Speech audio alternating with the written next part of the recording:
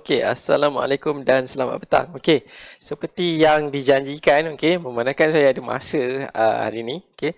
Jadi untuk video hari ini saya akan kongsikan beberapa perkara tentang skematik, okey. Macam mana nak gunakan skematik, apa benda yang kita perlu tahu sebelum kita nak menggunakan skematik. Okey. Jadi skematik ni dia sebenarnya mudah saja, okey. Jadi saya akan switchkan kepada desktop punya kamera. Okey. Okey, jadi ini adalah skematik. Okey, jadi untuk skematik ni kita nak kena tahu ada beberapa benda tentang skematik ni di mana kita boleh menggunakan software. Okey. Ini adalah software daripada Wuzinji. Okay. Ataupun sekiranya tiada software, kita boleh download secara manual, okay, di mana kita boleh menggunakan servis Google, okay, untuk cari dia punya skematik. Okay. Jadi yang ni adalah skematik iPhone 7 Plus. Okay. Jadi sebelum kita pergi ke skematik ni, okay, sebenarnya dekat skematik ni dia tak banyak benda, okay, tapi dia membantu untuk kita menyelesaikan beberapa masalah. Okay. Jadi dekat skematik ni, sebelum kita nak pergi ke skematik, kita nak kena tahu beberapa perkara tentang skematik ni, di mana kita nak kena kenal apakah komponen yang ada pada skematik dan properties pada setiap tulisan-tulisan yang diberi dekat skematik ni. Okay. Kalau kita tengok dekat sini, kenapa tak boleh? Okay, boleh zoom. Okay. Pada skematik ni dia ada banyak benda. Okay. Dia ada banyak tulisan dan kita tak perlu nak kena faham semuanya. Okay. Apa yang penting pada skematik ni adalah untuk kita faham dia punya way. Okay. Maksudnya dekat sini skematik ni boleh membantu kita sekiranya kita tak ada bitmap. Okay. Kalau macam ni, ini adalah bitmap. Okay. Kalau kita tak ada bitmap macam ni, skematik boleh membantu kita untuk buat bitmap macam ni. Okay. Jadi dekat skematik ni, antara benda-benda yang penting pada skematik adalah kita nak kena faham dia punya kenapa ni tak hidup saya punya. Oh, tak bersambung. Okay. Sekejap ya, saya nak sambungkan saya punya webcam ni.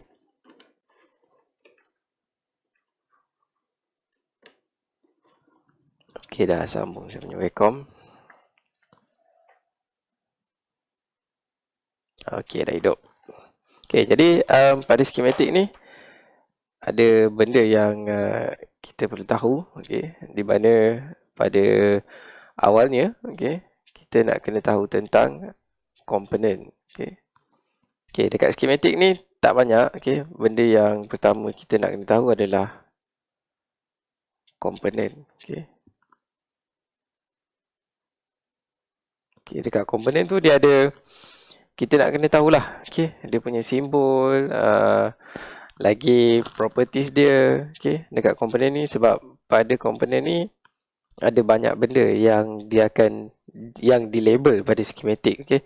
Komponen ni dia ada properties dia. Okay.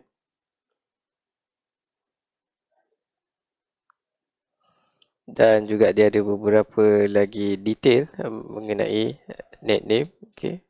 Dia duduk pada jalur mana. Okay. Net name ni adalah jalur. Okay. Pada skematik. Dan lagi pada komponen tu, selain daripada properties dan juga net name, dia ada bagi dekat situ simbol. Okay. Okay, contohnya pada Wuzinji ni, okay, saya akan buka satu satu komponen untuk kita tengok sama-sama. Okay. Jadi dekat sini saya pilih yang ni lah. Okay.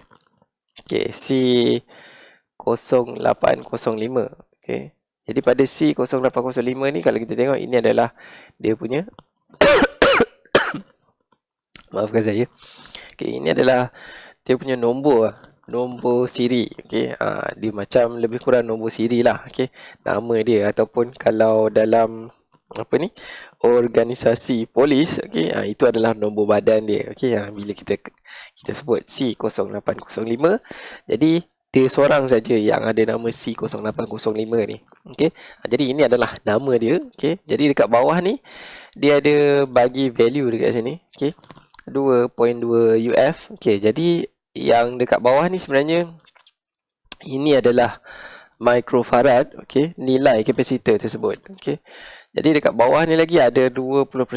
Okey, 20% ni, ini adalah tolerance. Okey, yang dekat bawah ni 6.3 volt. Okey, maksudnya dekat sini kapasitor ni boleh menampung voltage sebanyak 6.3 volt. Dan dekat bawah ni kita ada X5R CERM. Jadi X5R CERM ni adalah material. Okey, maksudnya kapasitor ni diperbuat daripada material X5R CERM. Okey, CERM tu adalah seramik. Okey, dan dekat bawah ni kalau kita tengok ada nombor 0201. Okey, jadi 0201 ni ini adalah saiz fizikal. Okey, di mana kita nak tengok kapasitor tu besar mana kapasitor tu. Okey, jadi ini adalah saiz fizikal dia. Okay, kalau kita tengok dekat sini C0801 ni dia punya saiz fizikal 01005.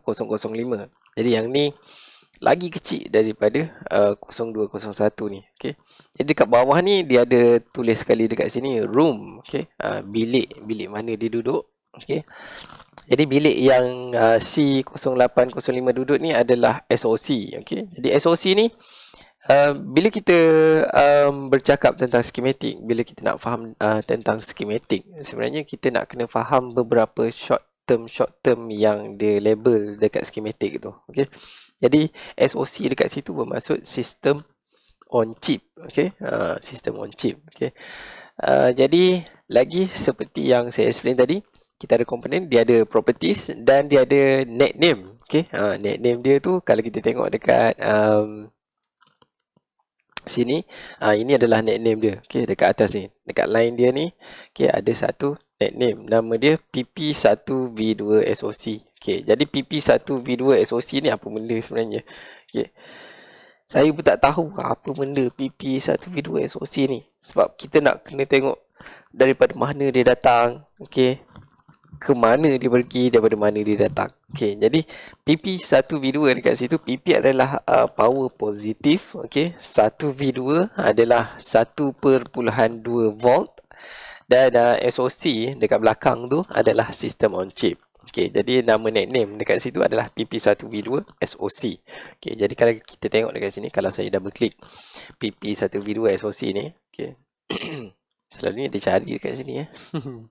Tapi tak apa, kita cari sendiri PP1V2 SOC.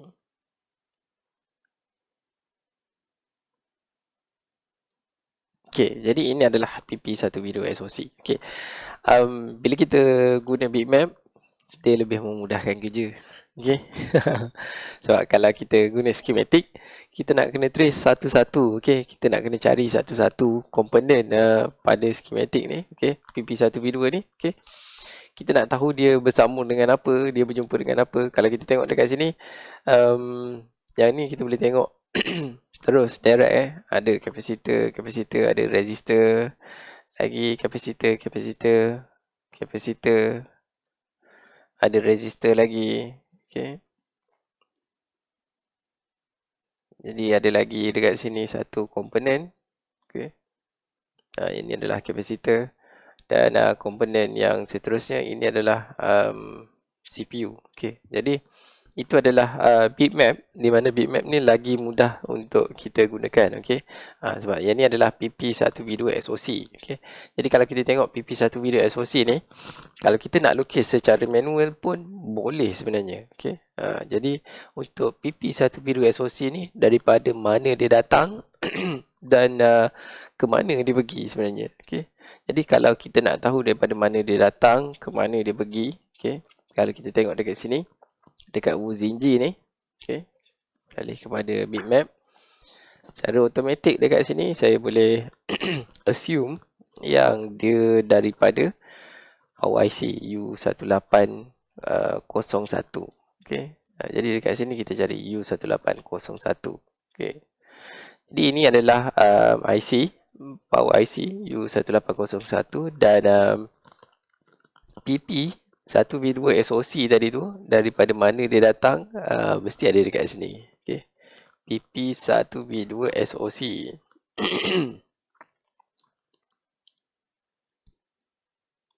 Jadi mesti ada nama PP 1V2 SoC dekat sini. Okay. Nanti kita cari satu-satu, kita tengok dekat mana dia. Okay. PP 1V2 SoC. Okay. SoC fix.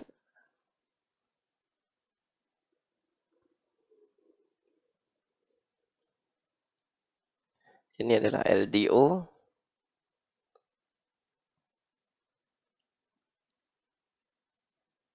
GPIO. Okay, kita type lah dekat sini. Okay. PP 1V2 SoC. Okay.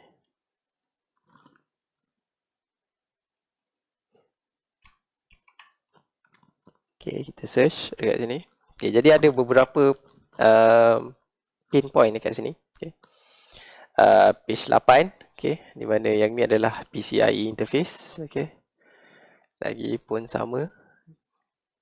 Page yang ke-10. Okay. Page yang ke-16. Okay, ini adalah CPU. Page yang ke-19. Okay, jadi dia duduk dekat LDO sebenarnya. Jadi dia datang daripada U1801 kalau kita tengok dekat sini. Okay, jadi U1801 ni dia mengeluarkan output, okay, VLDO. Okay, jadi VLDO ni adalah voltage low dropout. Okay, VLDO, dan kita tengok nama nickname PP1V2 SoC. Okay, jadi dekat sini PP1V2 SoC ni daripada PMIC, dan kita tengok ada satu kapasitor yang bersambung dekat sini. Okay, dekat sini ada satu kapasitor C1927. Okay, lagi kita trace lagi. Dia bermula daripada U16. Okay, jadi U16 daripada PMIC. Okay, U16 tu point dia. Okay, U16. Kalau kita tengok dekat sini, betul ke tak betul? Nampak dekat situ. U16. Okay, jadi daripada kaki U16 ni, keluarnya voltage PP1V2 SoC ni. Okay, jadi dekat schematic tu, dia membantu kita untuk tengok lah. Okay, secara manualnya, kita boleh lukis semula benda ni. Okay, jadi untuk lukis semula tu, dengan bantuan schematic lah. Okay, kita clear canvas dahulu. Okay, jadi untuk kita nak lukis semula, okay, kita tahu tadi dia daripada PP1V2 ni. Okay, PP1V2 underscore SoC.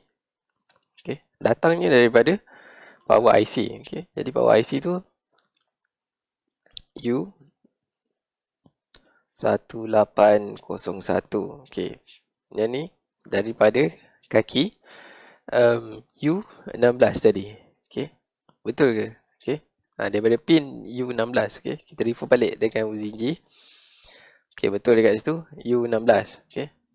Jadi kalau kita tengok pada schematic, okay, U16 PP1V2 SoC, dekat sini ada satu komponen yang dijumpa. Ini adalah C1927. Okay, jadi kita lukis semula. Dia ada berjumpa dengan C1927 dekat sini. Okay, jadi saya lukis toge sajalah macam ni dekat sini. Okay, ada satu kapasitor dekat sini C1907. Okay, betul ke? C1927 Okay, C1927.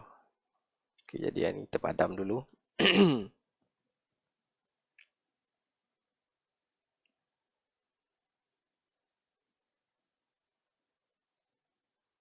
Okay, dia ada jumpa satu kapasitor dekat sini, dan perjalanan dia tu sebenarnya jauh lagi. Okay, dan kita akan tengok dekat schematic. Okay, sebab daripada schematic ni kita boleh tahu dia jumpa apa lagi. Okay, jadi yang ni daripada SoC. Okay, kita akan pergi one by one. Okay, SOC. Dekat sini dia ada nama dia dekat sini. Dia dah bertukar nama. Okay. Daripada PP1V2 SOC, dia ada jumpa lagi dekat sini. Sebelum dia masuk ke U0700 ni, dia ada melalui satu resistor dekat sini. Okay. Sebelum dia masuk kepada U0700. Okay. Jadi U0700 ni apa benda sebenarnya? Okay. Kita nak kena refer kepada page layout dia. Oh, jadi yang ni tak ada layout. Okay. Okay, selalunya schematic ni dia ada bagi board layout kita boleh refer dekat situ. Okay. Contohnya macam schematic yang apa ni? Saya buat ada dalam pen drive yang saya jual tu. Okay. Yang dekat dalam tu dia ada beberapa documentation schematic. Okay. Jadi saya akan buka salah satu schematic. Okay. Contohnya yang ni lah. Okay. iPhone 6. Okay. Jadi ini adalah schematic iPhone 6. Okay. Jadi secara manualnya kalau tak ada Wuzinji, contohnya, okay. Tadi iPhone 17, okay. Jadi yang ni kita pergi ke iPhone 6, okay. Contohnya lah, okay. Kita tutup beberapa tab dekat sini supaya kita boleh besarkan dia. Okay.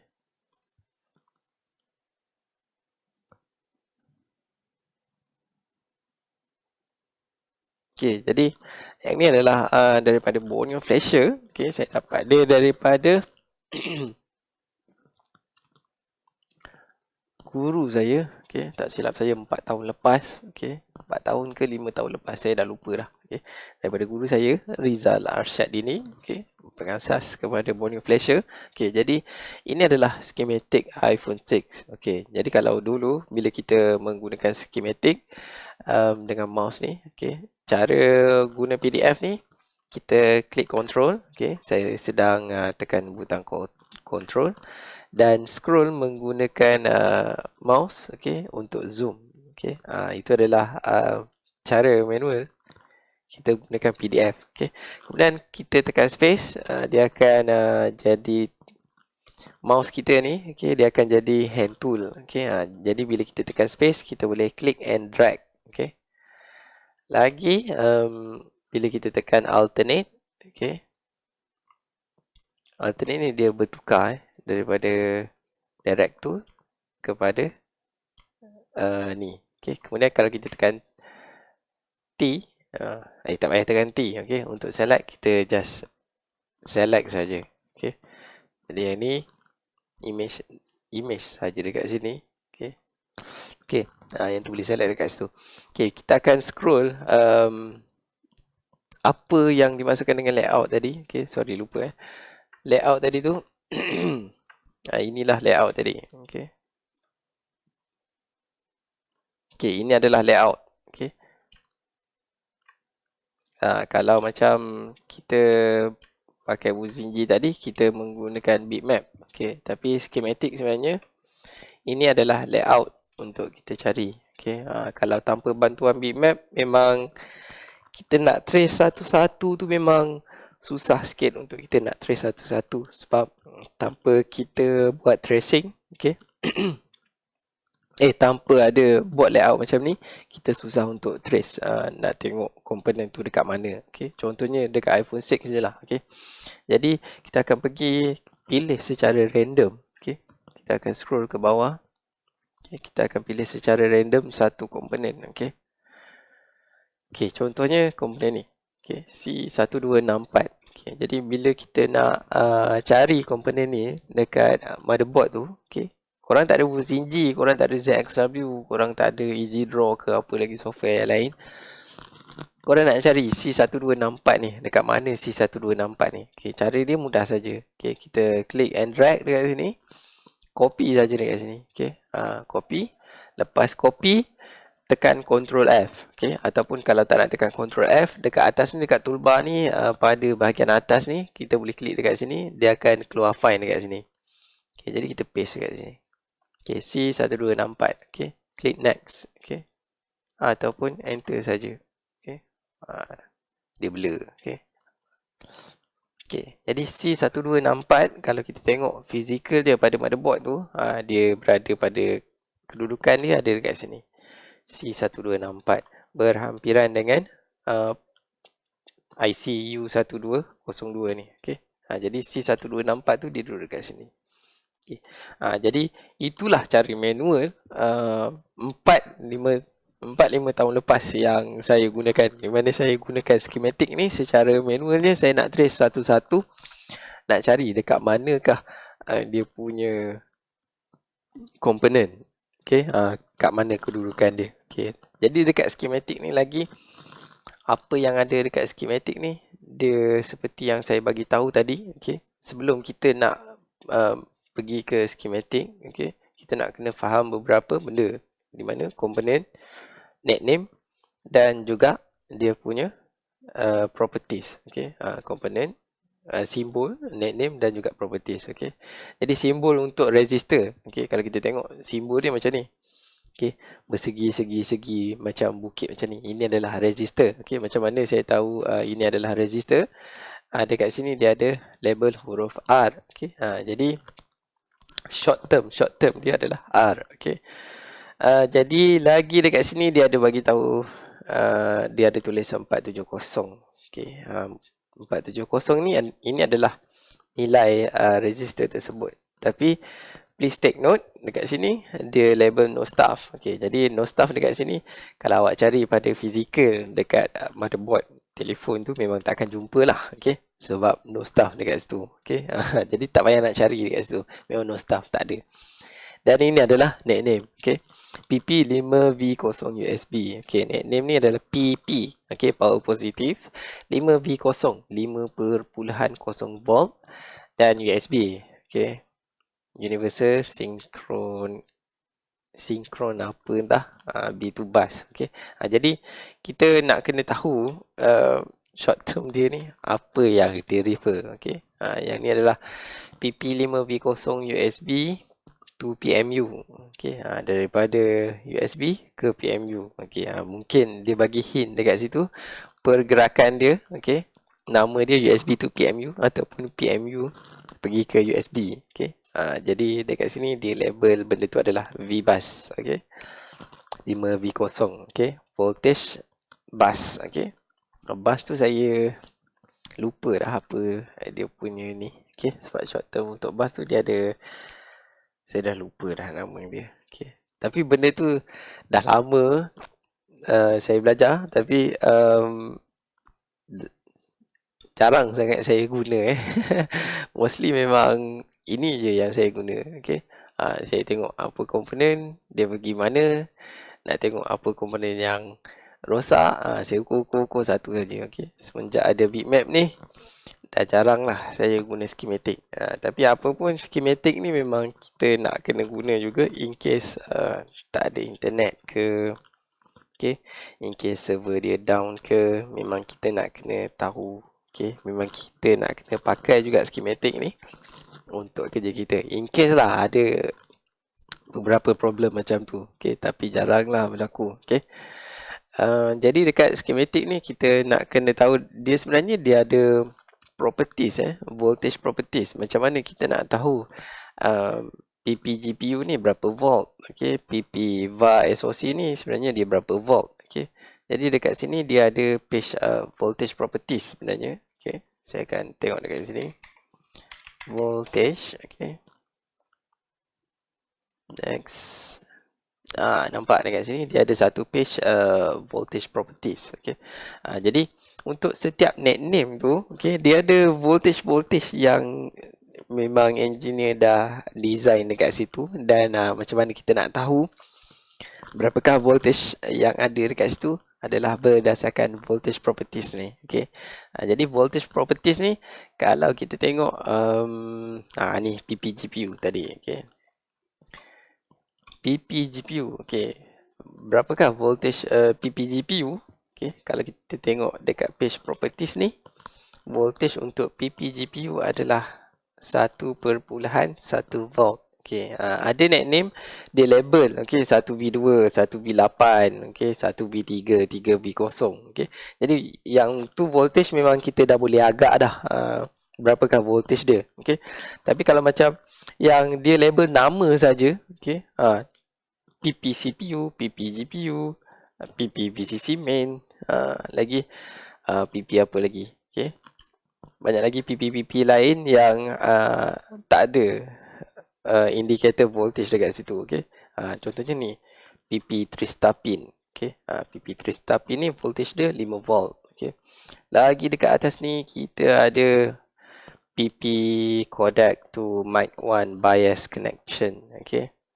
Voltage dia 1.8 volt, okey. Jadi dekat sini PP LED driver LX, okey.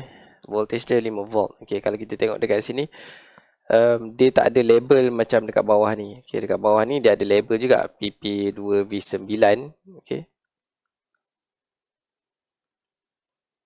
Kita tahu voltage dia adalah 2.9 volt. Okey, kalau macam yang tak label ni, okey, boleh cari dekat sini. Okey. Jadi tak semua voltage, tak semua nickname tu ada dekat sini ya. Jadi ini saja ada yang dekat sini, okey. Jadi kalau kita nak tahu setiap apa ni voltage, okey, berapakah voltage untuk setiap nickname tu, okey.